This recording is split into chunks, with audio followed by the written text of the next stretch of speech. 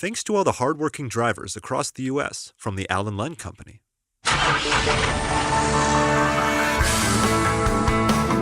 Welcome to Trucking with OOIDA. I'm your host, Ashley Blackford. My co-host, Scott Thompson, is currently in Joplin, Missouri at the Guilty by Association Truck Show. We're going to hear from him in just a minute, so stay tuned. We'll also have a conversation with OOIDA member Richard Horvath. He has overcome a multitude of challenges after he was born with only one arm. Plus, we're going to take a look at the spot market with TruckStop.com's Brent Hutto later on in the show. But first, we've got Mr. Thompson on the line. Scott, how's it going? Mr. Thompson, such respect. I know. Yeah, it's going great. Yeah, going great. Still in the early stages here, obviously, of the Guilty by Association Truck Show in Joplin, Missouri. But anytime I see somebody walking by or having a chat, they've got a smile on their face, which I think is kind of the theme of this show in general. As we've described, it's kind of like a block party, and the energy level and the vibe is very much in step with that, for sure. Awesome. You were there kind of during, after-ish, the pandemic. What did you go in 2020? They didn't have it in 2023. Right? Yeah, so it was 2 years ago. Okay. Yeah, I came through. I think it was. No, actually, you know what? I went 2 years ago. That's you right. Went the year or two before that? I don't know if they had it in 2020. It was 2021. That's right. Yeah, it was literally right in the smack dab of the pandemic. I'm looking forward to seeing how it may differ from that year. There wasn't a whole lot that was different, I don't think, that year compared to other years. But for sure, I'll be keeping an eye out for what may be different. But like I said, the vibe overall is great. You know, lots going on, hundreds of trucks, OOIDAs here as well. A lot going on. If you're in the area, definitely stop by the OOIDA booth and say hi to everybody. Yeah. Have you had a chance? I know when we were talking to Jordan with the marketing department a couple days ago, she had mentioned that the truck, of course, is going to be there, but we're kind of all over at a few different spots. Have you gotten a chance to visit the tent or the truck yet? Yeah, they are separated. So the tent is, you really can't miss it, actually. If you go by the Four State Trucks building, it's just to, I guess, the right if you're looking outside the building. And then across the street by the Pilot, that's where Marty Ellis and the Spirit of the American Trucker is. So a little bit different in terms of the distance between the two, but not hard to find either one of them, you know, right front and center for everybody that may be stopping by. There is, again, so much to do here.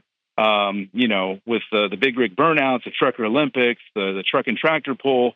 We've got a motocross stunt show going on later today as well, this being Friday. So lots of stuff to do today, lots of stuff to do tomorrow. Just looking forward to kind of doing it all and walking around and saying hi to everybody and seeing what they're up to. And correct me if I'm wrong, but I do believe the OOIDA tent has snacks. Yes. Yeah. There's snacks. There's free water. It's a little bit toasty out here.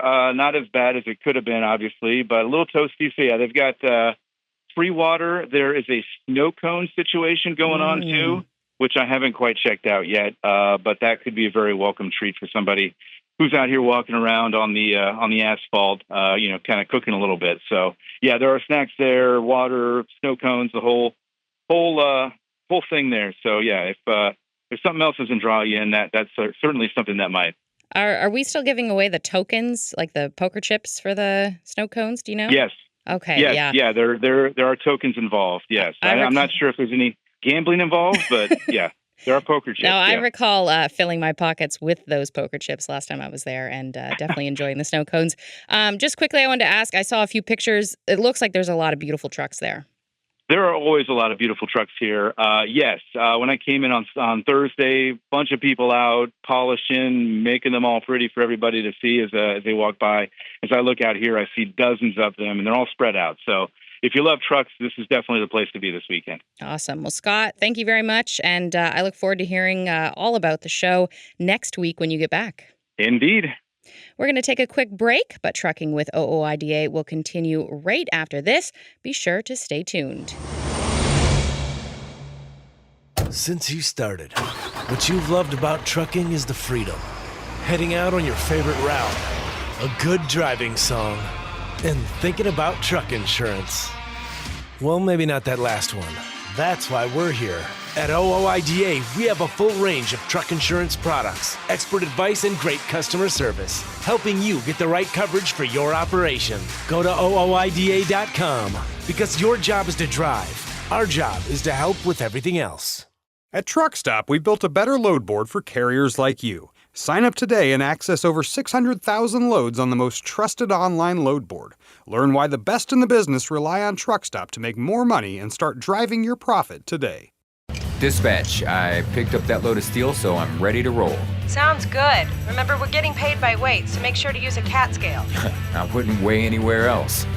Forget miss accuracy when you're truck on a CAT scale.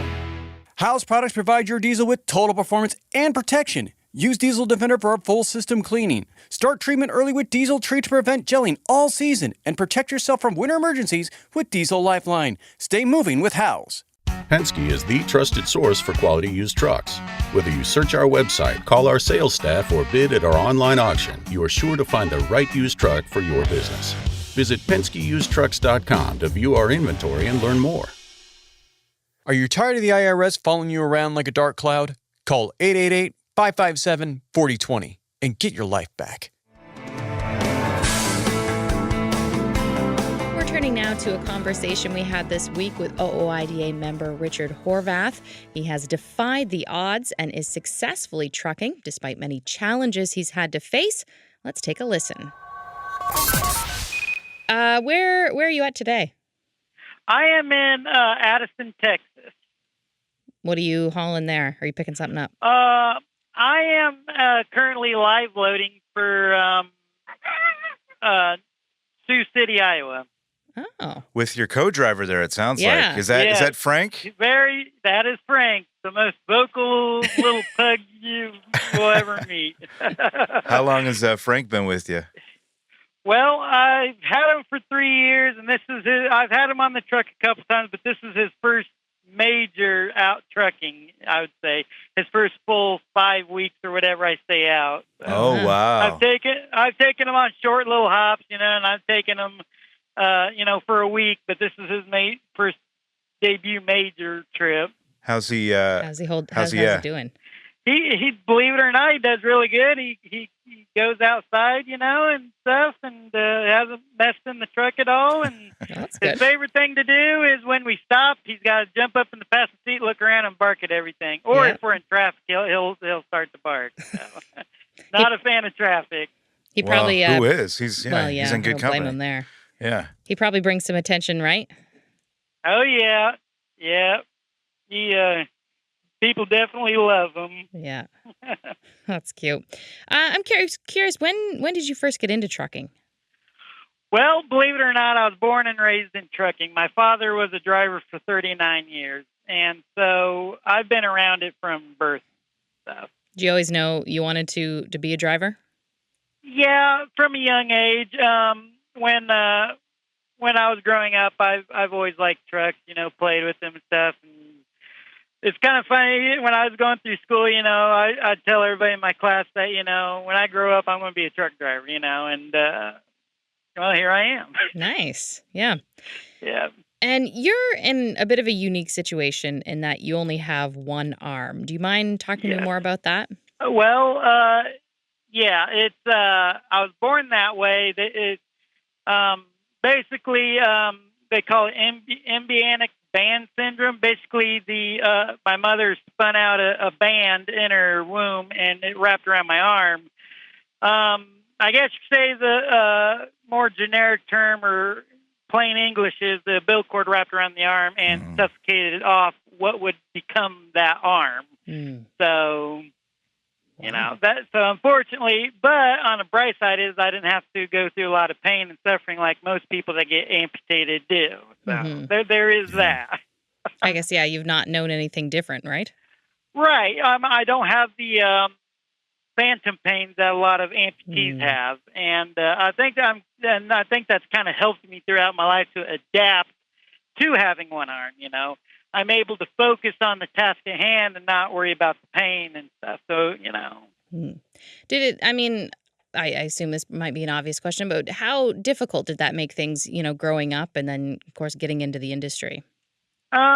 I've had my shares of ups and downs. I mean, there's stuff that, it takes me a lot longer doing and stuff, but I've always been able to find a workaround and stuff. And then when it came to me driving a truck, the biggest thing was the government didn't want me letting go of the steering wheel and shifting the truck. And I guess you say by the grace of God, back in 2007, well, probably earlier than that, automatics kind of started making their way onto the scene. And back then it was called auto shifts because when I first started driving, I still had the clutch pedal and the power in the center of the cab. So that was really my saving grace. I mean, yeah, I could drive a stick around a yard and stuff, but DOT didn't like that idea out on the highway. Yeah. Was that something when you were younger? Because you said early on in your life, and you grew up in a trucking family, but you knew that you wanted to be a truck driver. When you were younger, did you have people tell you, well, that's great. However, considering you've only got, the one arm, it's not going to be possible. Did you get a lot of people kind of pushing back on you? A lot of my own family members do that and stuff, and they're like, and it wasn't so much my immediate family, but it would be like my grandparents, and it would be more on my dad's side of the family, really. But I don't think they really understood the determination that, they just seen somebody with a disability, and I guess the older people, well, if you got one arm, it's going to be nearly impossible.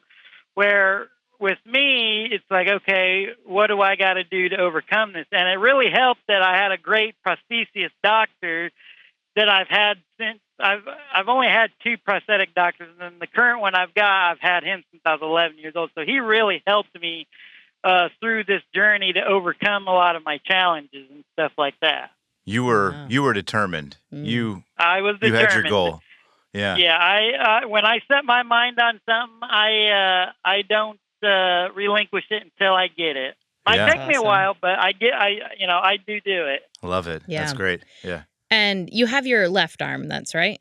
Yes, it's my left arm. I was curious, is your truck that you have, is it outfitted differently, with the gears and stuff, or do you? No, it's a standard Freightliner Cascadia. It's just, the only thing is it's an automatic. Okay. Wow. So, I mean, even obviously using your left arm on the wheel, even accessing some of the things that would be on the right side of you. That's a lot of my major stuff, other than the shifter, like my windshield wipers, the headlights, they're already on the left side. Yeah, yeah. So really, while I'm driving, other than the HVAC, that's really the only thing that's on my right side and stuff. Yeah. That I would really need to, other than that, or the flashers, But everything while I'm driving is already on the left side, so it really wasn't that. It wasn't that big of a deal for me to adapt to what I already got. Mm-hmm. That's great. What was the process like in getting your CDL? Because I'm sure you had a few more hurdles than the average person. A few more naysayers there, yeah. Well, yeah. It's really contradictory. The current regulations, and they haven't really changed them, is it's written out to where if you are not allowed to have a missing impairment or anything. According to the FMCSA, the regulation says, if you have an impairment of a hand, finger, toe, arm, you cannot get a medical. Well, then they brought in this, what they call a skills performance evaluation certificate, which allows you to have those impairments and have a medical. But the problem with it is there's no actual easy way to get that waiver, because now, okay, we introduced this waiver. You still can't get a medical without the waiver, but you can't get the waiver without the medical. So really, the way that it's set up, you're not supposed to have either or, as it's written in the regulations. And it really took me, and this is where I had a lot of problems, because the doctor refused to give me a medical card because I didn't have the waiver. And then, of course, DOT wouldn't issue me the waiver without the medical. So it really took me, the doctor, and the FMCSA on a 3-way call, and they kind of told the doctor, you need to give him a medical so we can issue him a training waiver. And that's really how it boiled down to. And it's really a big headache for people wanting to get into this industry. How long did that process take, give or take? Well, that probably took me a couple weeks to pull off because I was trying to do this before I started my community college CDL class. Yeah. So once I was able to get it done, then it was a lot easier. But in the process, not only do I need that medical card, but I have to go to a specialist doctor on the SPE side that knows, I guess, the skeletal aspects of the human body. And basically what they're looking for is this injury or is this amputation stable? Is he going to be able to focus on what he can do with this impairment and stuff? So I've got to go through all that as well in addition. So once I get all that taken care of, then I, submit it, and then they send me back, they either accept or deny it, depending on the situation. Then they'll send you back the SPE training waiver and stuff like that. And that's just for training. Wow. What a mess. Wow. Right. And then, and then once I get my CDL, now I have to get my CDL first. So I've got to take a state exam to get the license. And then once I get the license, I have to go to another exam with the federal examiner to make sure I'm safe out on the road before they'll issue the permanent waiver. Wow. That sounds not fun. Like a lot of work. No, it's somebody that never been around trucks. It's a very, I'd say, daunting and sobering realization that it could or could not happen for them because they've made it so complicated that really a lot of people have no idea where to start. Well, and I bet a lot of people give up. That they don't want to go through that. I don't blame them. Right. But obviously you were determined and kept at it, right? Yeah, that's right. It's something I've always was passionate about, and this is something I wanted. So, I wasn't giving up on it. Yeah. I was going to find a way to do it. And you did. Yeah. And you did find a way. Yep. What changes would you like to see, when it comes to people with missing limbs to be able to get their CDL?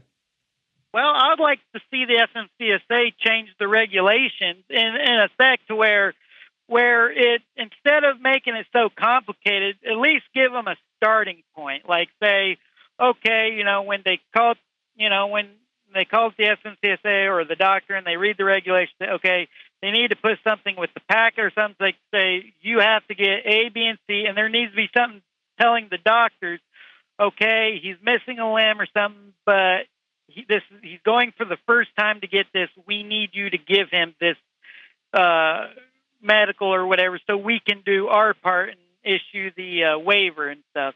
Don't make it so complicated to where it's like you say, people would give up. Put a starting point in there, like whether it be an extra page, telling the doctors, the DOT certified doctors to issue that medical so he can proceed forward. I think that would be a big help to a lot of people just getting in the industry, and not make it so, hard to do it, Yeah. You, how long have you been driving now? Maybe you said it. 18 years. 18 years. So clearly you're still at it. You still love it. Yep. Has it met all of your expectations from, again, when you were a kid and you were watching your father in their profession? Has it lived up to the expectations that you had when you were younger? Yes and no. I do love the job, but because of my disabilities, I lost out on a lot of jobs. I've gone to 2 separate orientations where the company flat out refused to hire me because of my disability. That sucks. But I persevered, and now I'm an owner operator. Leased onto a company, and a lot of people say, well, that's in our economy, that's not a great idea. But, when you stop and think of it from my perspective, that actually opened up a lot of job opportunities for me, because if this job doesn't work out, now I don't have to rely on the carrier to provide the truck. I have my own truck and my own ability to basically get work, you might as well say now. Yeah. Those companies that turned you away, did they outright say it's because you've only got the one? They did. Wow. One. I was going to try out flatbedding because that's what my dad did, and my dad had taught me how to do that. I'm not a fan of tarping, but I could chain down a load, I could strap down the load. He taught me how to do that from a young age, and the company was giving agility tests, and they basically would not hire me because my prosthetic would not bow outwards like my natural arm. So they failed me, even though I was able to pick up their box like everybody else. But because my elbow didn't go outwards, they failed me. The other job was because I went to orientation. They got my SPE waiver. They was looking it over. And they thought, I don't know, maybe they thought in their mind they would have to, really do a lot of modifications to the truck. And they flat out said, we don't feel that you're safe enough to drive a truck, be behind the wheel of the truck. And by that point, I've been in the industry for probably about 5 or 6 years, accident-free. And then I will say there was one more company before those two I was trying to hire on to as a student out of school. And they flat out said, because I have an SPE waiver, that they're not going to hire me. Even though they had students, they still refused to hire me with the SPE waiver. So, let me ask you this, Richard, because when I hear that, I kind of wonder, the Americans with Disabilities Act, obviously there are protections in place. And I would feel like if you were... Well, yeah, and I would feel like if you've already been cleared by FMCSA and you've got your CDL and you're on the road... I don't know. I would think that might be enough, but these companies can kind of, I guess, couch it as saying we've got safety concerns. Is that kind of is that why they're safe, quote unquote, safe from that? I guess, or do you know? I mean, you would think I'd be able to bring a lawsuit, but I've tried on a couple times and nothing's ever happened of it. So it's one of those things where it's like, you know what, if I want to do this, I'm going to have to get with a company that cares about their drivers, not the profit, And the current carrier I'm with has really been the best carrier out of all of the companies I pulled for. They really have been pretty good to me. I'll admit that. And I bought one of their trucks off of them and stuff like that. And I first hired on with them back in 2016. And stuff. So I guess you make a good point too, that those companies, I wouldn't, I wouldn't want to work. Yeah, you wouldn't want to work for them anyway if they don't want you. So, right. Yeah, and you're an OOIDA member, right? Yes.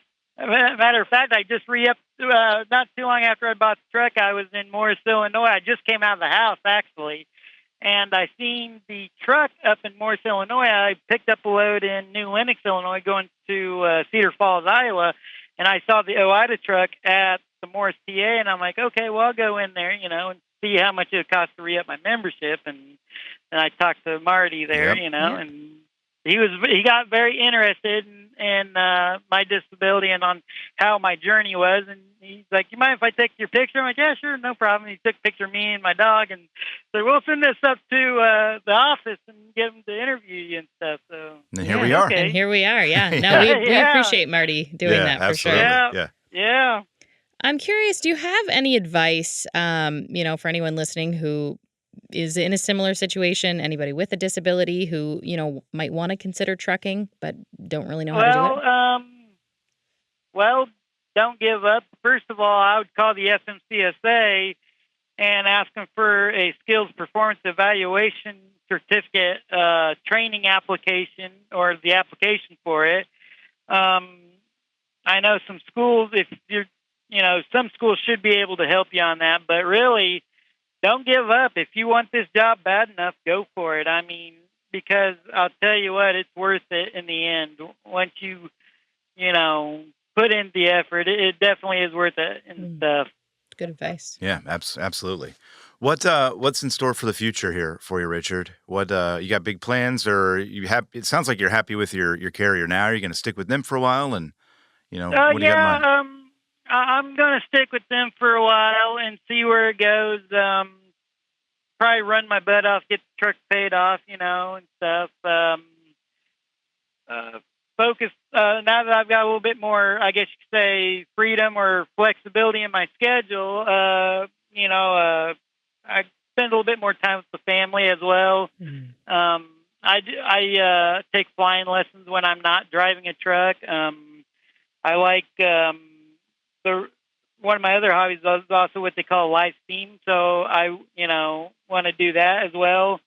And so, and then eventually the plan is once I decide to switch trucks, I want to try to get a long hood Peterbilt. That's kind of like the truck for me. I've always liked the 389 or 379, 389 combo and stuff like that. So that hopefully I can, get to the point where, I could also get one of those trucks as well. But nice. Yeah. Yeah. So are you getting your pilot's license then? Is that yes, right? I actually started that in high school.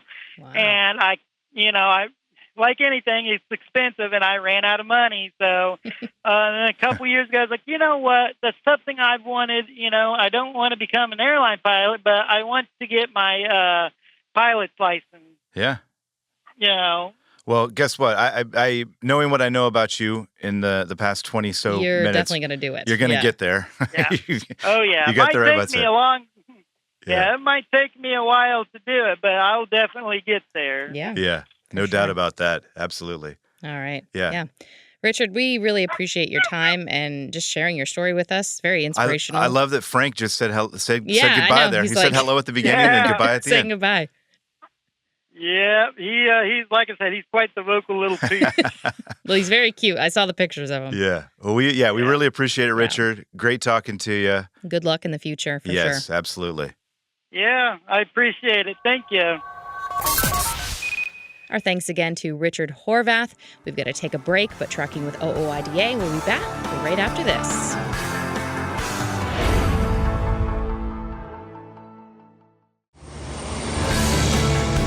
Welcome back to Trucking with OOIDA.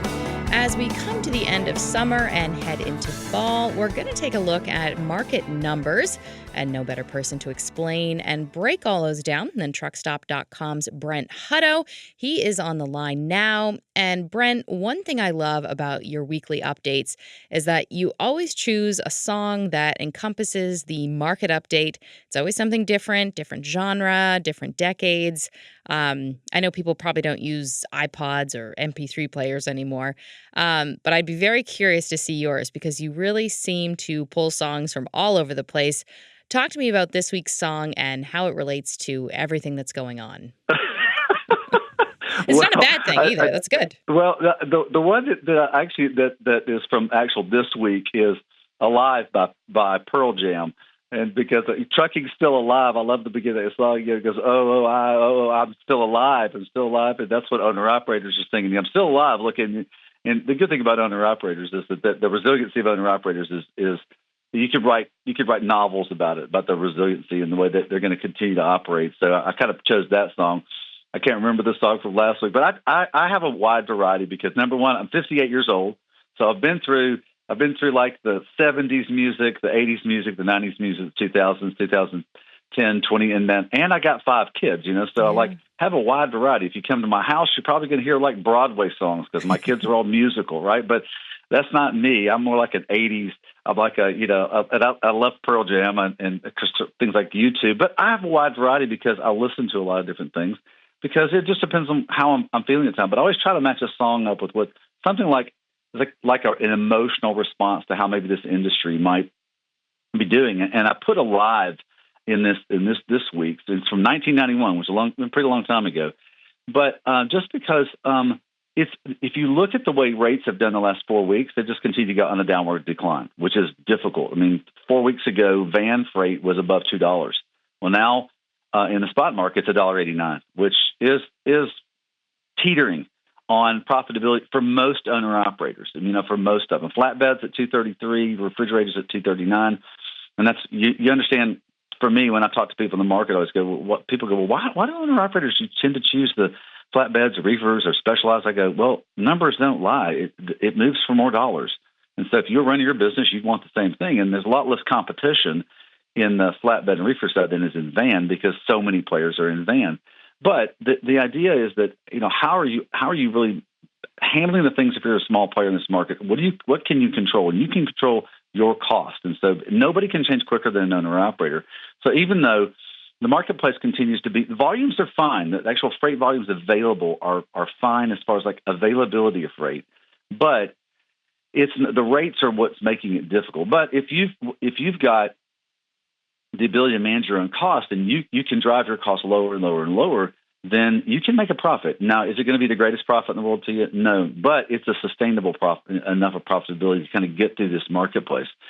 But when you look at load posting values, like for instance, right now, last week in the market, load postings were still 10, almost 11% above what they normally have been over 5 years.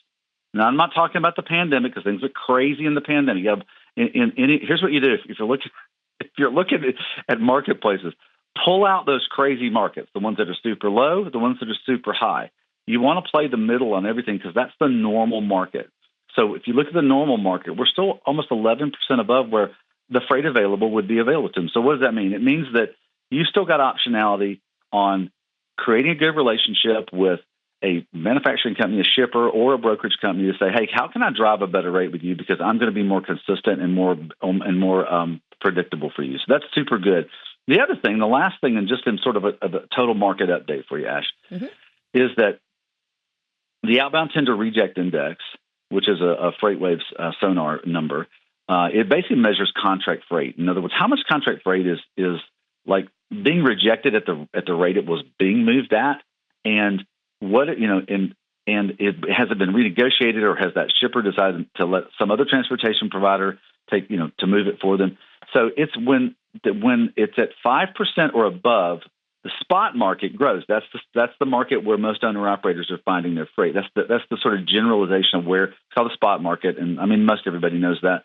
And so, but when it's above 5%, then more freight that is normally moved by really large trucking companies gets moved into the spot market because it gets moved through other players in the market. Like it mostly means brokerage companies are getting more freight, and about 20 to 25% of the brokerage freight that they have within their responsibility goes out into the load boards into the spot market where they can move it, or they're privately offering it to owner operators to move their stuff. So last week it was beginning of this week it was at 5.51, which is 5.5%. But here's the great thing. This is something that continues to give me encouragement for every owner operator out there, is that it's been above 5% now for 51 straight weeks. So we're closing in on a year, which means the marketplace is continuing to grow continuing to get more strength for the owner operator and pricing. And that's all being driven by every part of this is being driven by that these large fleets are not making enough profit on basically their van freight, and they're taking their trucks and saying, I'm not hauling one-way long-haul freight on my own trucks anymore. I'm going to move those trucks to a dedicated haul, which is basically a round-trip haul for a shipper, and I'm going to take my contract freight and I'm going to give it to my brokerage, and I'm going to put it out to the spot market because I can actually buy capacity or buy freight movement easier there. So that's why we're getting more freight in this marketplace, and that's actually good for owner operators, even though rates aren't really kind of where they need to be because as I talked about on the rates. But that's kind of the actual update. That's how I picked the song, and that's the actual kind of where we are in the market. When you're picking the song, do you go through the numbers and get everything figured out and then come up with a song, or does it just kind of? I pick it last. It's the last thing I do because I go through the whole market and I go, okay, and I just sit there for about 30 seconds and I go, okay, well, all right, well, what song matches? And I had one song. I was for this week. I was going to use Culture Club's "I'll Tumble for You" because rates have been tumbling a bit. Then I went, I've read that. You always go read the lyrics, okay? So, and I went, I'm not sure that was going to match. So I changed it. Funny. I changed it to well, it's always a work in progress. So then it just was like, okay, well, owner operators, I've been around them since '98, and I know that, and I know my history with them, all the way back to 1960, and I'm going, they're so resilient. they're going to be there because they love what they do. They're dedicated to serving this country. And that's really how most owner-operators think about it. When they think about why they're an owner-operator, two words come back every single time you do the research. I'm sure that you guys at OOIDA have done the same research. It always comes back to two things. They're owner-operators because they love freedom, and they feel like they're being a patriot. Yeah. And so because the way they're serving our country. And so I just thought that song, like, that great Pearl Jam song. And sometimes I'll type in, what is it? I'll give me songs that all have like, alive or something in them. And so, and then that and I love Pearl Jam just because, man, Eddie Vedder can sing with some passion. But just that whole, like, I'm still alive. I'm going to be doing it. I'm going to stay at it, because determination and resilience are two of the defining things of owner-operators. And so that's how I do it. And but you're right. I do it last because I kind of want to get it. To me, it's an emotional thing. Yeah. So I want to put some emotion into it. Yeah. Nice. You reported this, and I'm not sure if you mentioned this earlier. You reported 2 weeks ago that the market demand index was the strongest we'd seen in 9 weeks. I think it was up 89.7. What is that looking like now? Well, it's 96.44 this week, the market demand index, which is basically the freight available over the number of trucks that post their trucks available for haul freight. Now, it's not a perfect number, but we have been truckstop.com's been putting it out there for more than 20 years, and so it is a market number where it shows that is it more favorable for trucks? Is it more favorable for the shippers in the marketplace? Because it's a reflection of the freight. Now, some would say it's a reflection of brokers. Well, brokers are just an agent for the shippers. So, but it's been going up because we're moving into the holiday season of shipping. So it continues to go up because you're seeing low posting volumes, even though rates are kind of ebbing down a little bit. And that's all just kind of supply and demand market value. When you look at rates go down, you want to look at the U.S. economy. When you look at freight postings, you want to look at the U.S. economy. All that is a U.S. economy because, and I love this phrase because to me it like sinks it in my head, and I want every trucker to know this too. Remember, what you do in hauling freight for the American public and the American manufacturing is a derived demand. I'll say it again, derived demand of the actual U.S. economy. So if you want to understand how the freight marketplace is going to change, just look at the U.S. economy. Look at gross domestic product, look at production. You can look at those things and go, okay, well, that's how it's going to change. It's not like we can sit there and demand, rates got to go up because I need more money because there's inflation, because there's higher insurance, because there's those things. It doesn't work that way. It's all around the U.S. economy. And so, but yes, the market demand is a reflection of the U.S. economy. And so right now it's indexing better for owner operators, which is really, it's reflected around the actual rate, the load volumes going up, not the rates, because obviously rates make it a little more difficult. And so yeah, but thank you for pointing that out. Yeah, it continues to go up, which is the indication that we're getting fully into holiday season shipping, which is an increase in freight in the marketplace.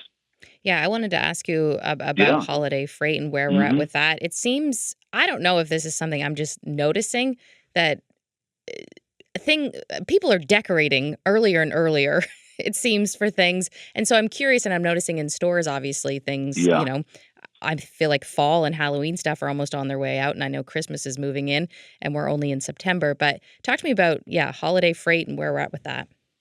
Well, I appreciate you bringing that up because I get a little funky too when I go to the stores and go, wait a minute, why are we talking about Halloween already? Why are we talking about Thanksgiving? Why are we talking about Christmas already? It's like September. It's football season. I'm like, what's going on? Well, we live in an environment, we live in a world now that is we have more access to information or communication with the broad United States public and globally than ever been before in the existence of mankind. So what you see is you see a economic reaction to, hey, if I could do it, I'm going to do it. I'm going to put it out there earlier because people have more options today on buying things.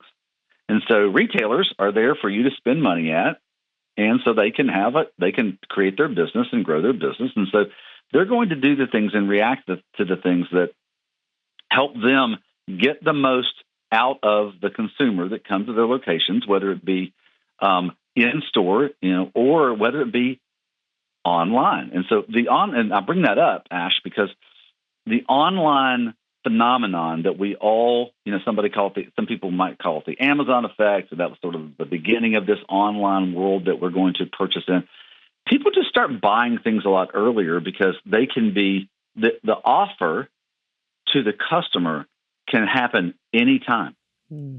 So because we live in a 24/7 world because of the internet and because of online purchasing. And when you have very, very large payers, and Amazon's not just the only one doing that, and Walmart is competing with Amazon, Target competes with Amazon, Costco, all these big retailers who now are just basically distribution points for any products that they can work with a manufacturer on, because the distribution of information or the distribution of opportunity to any person that includes your family and my family and anybody else is easier today than ever, because we live in an environment that basically, and there's a great book on this called Zero Cost Distribution. I would encourage anyone to read it, because you can kind of understand the world that we live in, especially in America, because we have the most of everything, because the way we have such a healthy economy. But when online offers to the marketplace, because it's in your hand, it's on your iPad, it's on your computer. You can shop while you're binging your favorite Netflix, series. The ability for us to be engaged in that is way different today. And so people that have goods to sell know that, and they're going to make every effort to try to capture your attention so you can buy their product. And that's just normal. And this is why, like during the pandemic, so many retailers who had not created an online strategy for selling suffered greatly, because guess what? Nobody was going to stores. So if they didn't have an online ability to do it, it's hard to spin those things up and do them. They suffered greatly because they were like, I can't get to the audience. And so this is why it's very different today. But and why it starts earlier, because they can make offers, and they can, your pocketbook is, you only got so much change in your pocketbook. And so they want to get to you the best time of most of the advantageous time they can. Now, what does that do to trucking? What does it do to trucking? It means that shipping of the goods is not just one peak period. We have a bunch of small peak periods. And there's not in the modern transportation world, to satisfy our U.S. economy, we see these small peaks going on all the time, because retailers are getting goods in their warehouses or shipping goods to their redistributors, like the Walmarts and the Amazons and everybody else best they can. So it's a little different now than it used to be. It used to be we had these really big peak periods, and we don't have those anymore, because the distribution is across the entire year, not just at certain points. I know that was a long answer to your question, no, but it's interesting though. Yeah, Ashley, it is fascinating, and I just encourage. It doesn't matter if you have one truck. Pay attention to this stuff, because if you can, but nobody can adjust faster than a single truck owner operator at being able to adjust to a marketplace. Because if you see an opportunity, man, you can move quickly. If somebody's got 50 trucks, it might take them 3 months to change. If they've got 100 trucks, it might take them six months. If they've got 500 trucks, it might take them a year and a half to change. Yeah. You can change immediately and adjust to a marketplace and take advantage of it. That's why I started doing this report for truckstop.com, because I was just like, man, I love owner operators. I've been around them since '98, man. I just love them. They're like the heart and soul of America. Yeah. So it's like, I want them to know this, because if they know it, they can adjust to it, and then they can enjoy and do what they love to do, which is driving a truck. Yeah. And being free. For sure. Yeah. Another thing you included was a paper by chief economist Noel Perry. Recently did a document on his kind of latest forecast, and now the word recession was a part of it, which I'm sure is a little bit of a scary word. Talk to me more about that. Well, let me disarm that word. And what I mean by disarm is, let me make it not scary. Okay, that's good. Because here's the thing. Yeah, no, I used to go recession. Oh my gosh, do I need to take my money out of investments and put it in cash and under in my mattress? Like in the old school way. Here's the thing. recessions are just correctionary periods when marketplaces, when economies get imbalanced. Recessions are not bad things. Now, if you have something like our 2000, 2008, 2009 Great Recession, what you had in that, what caused that recession actually was greedy. What's the word I'm thinking of? People not behaving with integrity. So you had a banking part of our economy, which is a giant part of our economy, change things to benefit themselves, and ended up killing a giant, very important investment part of our society, which was the housing marketplace. I mean, housing is a stable part of any environment, any economy, any citizenry, and so that was a little different. But recessionary periods, what they do is they say, okay, if there's too much of something going on, like purchasing, you need a recessionary period, which is basically a reduction period, to get it back into balance. And here's why you need it in balance.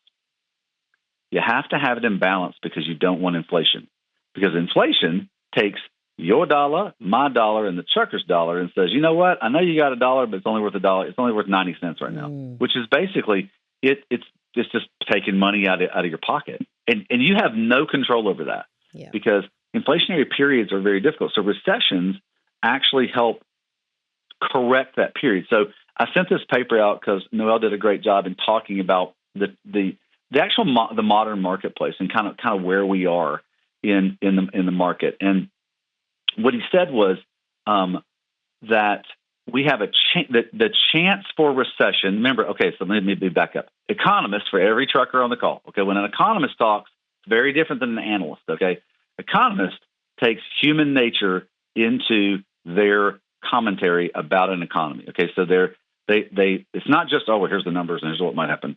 No. They take human nature into it. So an economist is always, and this is the first thing in their mind, where are we in the cycle of a purchasing with an economy? And so what's the chance that it might go negative instead of positive? So they're always looking at the chance of something happening. So Noel is always doing this. He's like, okay, well, the chance of recession is only 20%. The chance of recession is 30%. The chance of recession is 90%. So what he did was he put this paper out. He said, look, I want everybody in the transportation industry to know that we have a higher chance. It's about he puts it at a 40% chance of a recession, and he predicts that as a very light recession. He says, but now remember, there's also a 40% chance. This was his other number. There's also a 40% chance we'll have no recession, like zero recession. It'll just keep growing. There's also a 20% chance that there'll be a bad recession.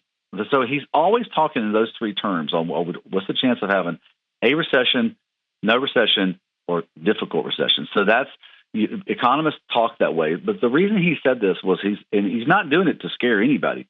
He's doing it to say, hey, be prepared. Think about it. Think about your business. Think about what could you change that would help you in your business to be ready if something went lower than instead of going higher than it would normally go. So, and if you do that, you'll be ready for it. So you won't be surprised by it. Nobody likes surprise.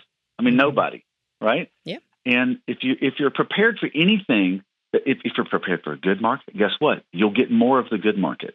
If you're prepared for a difficult market, guess what? It won't be as difficult on you as it is on everybody else because they weren't ready for it. And you'll adjust better and get through it quicker than anybody else, and therefore you'll be more profitable. You'll be able to find profit faster than others because you will be prepared for it. And that's kind of what he was talking about by looking at it. And the reason that he brought this up is he was looking at the gross domestic product. Remember, I talked about trucking is a derived demand of the economy. So economists look at the economy, our economy, and how we purchase. And we've got two ways in which we purchase things in America. We've got services that we purchase, going to concerts, football games, eating out, and flying on airplanes, that sort of stuff. Then you've got actual goods that are purchased, so real hard goods. 90% of all hard goods go on a truck. Services, only about I can't remember the exact number, but it's less than 50% of services goods hit a truck. Now, food's got to go on a truck so it can go to a restaurant. So that's kind of what I mean by that. But you look at the growth metric numbers. Now, they're both growing, okay? And what does that tell us? The economy is still growing. That's a good thing. It's a really good thing for transportation. But services are growing faster than the actual truck part of the economy, which are the good services. Services are growing faster than goods. So you see this much more defined upward line going across a chart, going up when it comes to services purchasing in America, and heavy goods, which he calls them heavy, but what he means is goods that hit a truck, are still going up, but they're not going up at near the angle of services. Now, there's a couple things going on here to remember. Number one, you know what? Those numbers inverted during the pandemic. We were buying 50% more goods than we normally buy, and we were buying 50% less services because you couldn't go anywhere. So part of this is a recovery. All right. So part of it's a recovery from the pandemic. And I know we're like 30 months past the end of the pandemic, but we're the U.S. economy is a big economy. So, but what his concern is then this is what he brought up, and this is kind of why I love talking to owner operators about the total point of view of the marketplace. He said the reason why services are going up so much is because there's a tremendous investment into AI. The money that's going into AI is, if I'm not wrong, I think he said it's 19 times more than anything else right now. Now, look, it's a new part of like the production of things in the United States and across the world. So that's a normal reaction. But his point is like, you just want to look at this and you want to pay attention to it, because if you understand how things are changing, you can adjust your business to change with it and take advantage of the new opportunity. Mm-hmm. There's always new opportunities. And this is why I get a little heartbroken about truckers that just want to stay in one lane. And what I mean by one lane is I'm going to do exactly what I did 10 years ago. Well, the marketplace today is very different than it was 10 years ago. I realize your truck's really not. The asphalt on the road is not. Taking it from point A to point B is not. But the purchasing of our wonderful citizens of the United States is. Mm. And so trucking is a derived demand of the U.S. economy of the purchasing. And if you understand how purchasing is changing, you can change with it. And guess what? Where there's growth, there's better rates and better opportunity because people have more money to be able to do things. And so I just say, I know these are like, oh, why are we talking about economic things, Brent? Well, man, I want every trucker in America, and I know you do too, and I know OOIDA does too, to like thrive in their jobs. Because guess what? You want to know why this experience that we call the America, the United States of America, it's because we have the best transportation system in the world. Mm-hmm. There's nobody close to ours, and it's operated by the best operators in the world, including owner operators. And without them, our country won't be successful. Yeah. So that's why I talk about these things with owner operators, because our country needs what they do in order to continue to help all the citizens of the United States and help the world be a better place. I know that's a big picture thing, but that's why I look at it this way. But if we look at the numbers, it really helps us to understand that. Yeah, for sure. Brent, I very much appreciate your time. You always have great information and you explain it well. My pleasure to be on. Thank you for having me on, Ashley. Our thanks to Brent Hutto with truckstop.com. That's our show for today. Be sure to tune in again next week and drive safe. Today's episode of Trucking with OOIDA was brought to you by a dedicated team of people that includes Jim Fetzer, Tennille Flick, and Kim Boren. You got thoughts? We'd love to hear them. You can call us at 1-800-324-6856 and leave us a message, or send us an email at podcast@ooida.com, and we might just include it on the show.